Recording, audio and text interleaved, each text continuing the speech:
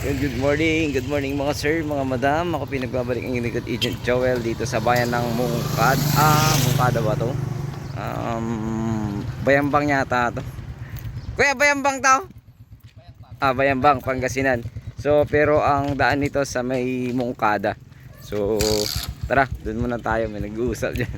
So, ang ano nito, Bayambang pero mas malapit pag pumasok ng Mungkada. So pag sa bayan ng Bayambang kasi medyo malayo na to mga sir, mga madam. Sa Mungkada kasi kami pumasok. So ito po ay barangay ng Bayambang, Pangasinan. Ulitin ko, Bayambang, Pangasinan. Sukat nito 1.4 hectares. Pero napakalapit ng Mungkada. So yung presyo niya hindi na siya presyo ng sabagay ang Bayambang mahal din ang presyo ng Bayambang mga sir, mga madam. Pero ito kasi meron na siyang bodega, may dryer. At the same time nasimulan na yung bakod sa likod at pinatabunan na. So naano na din to na kumbaga pinaano sa bangko, kumbaga ano ba tawag doon, parang kunyari ilo-loan na ano to ng 10 million, kaya 10 million ang gusto ng seller nating ibenta. So negotiable, ayun naman sa ating seller. Tara, punta na, tingnan natin tong property na to.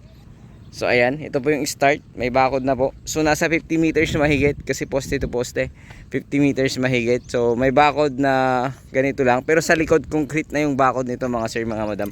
Konkreto na. So may isang mangga sa harap, ayan. So may buko. So ewan ko kung ano to, parang kunyata deep well yan kuya. Deep well yan, deep well. May deep well sa harap. So tingnan natin.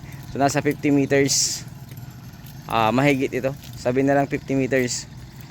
Ayan, dryer yan dryer. Parang pero yung dito bodega ba yan? Bodega. Bodega yan. Yung nandun niya dryer. Dryer dun. So ayun, hanggang dun sa likod papaliparan ko na lang ng drone. Pero dun sa likod kasi tinabunan niya kasi yun. At the same time nilagyan niya ng so yung mga gamit daw dito na yung gamit ng dryer kasali, ewan ko lang tong generator. Yung kasali ba yung generator?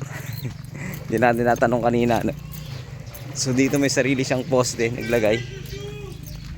Ayan. So pag ganun may bahay na maliit, ayan, may bahay. So siguro ilang ano din yan.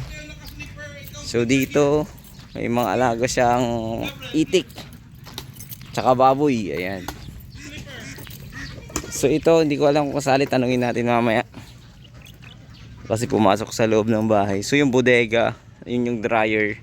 Ayan, yung dryer po. Tapos yung bodega yan. Ayan, so dryer, bodega. So ito mga mais ang tinanim dito sa part nito. So dito, deep well electric pump. So dalawa ang deep well nya. So ito yung papunta sa bahay, yung tubig nila. Ayan. So hanggang dun sa pinakalikod, konkreto na yung bakod niya sa likod at natabunan na yung medyo malalim kasi dati daw yun.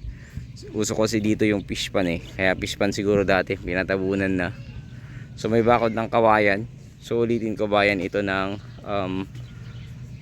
Bayambang, Pangasinan. So sukat 1.4 hectares, name ng seller natin. So 10 million, negotiable.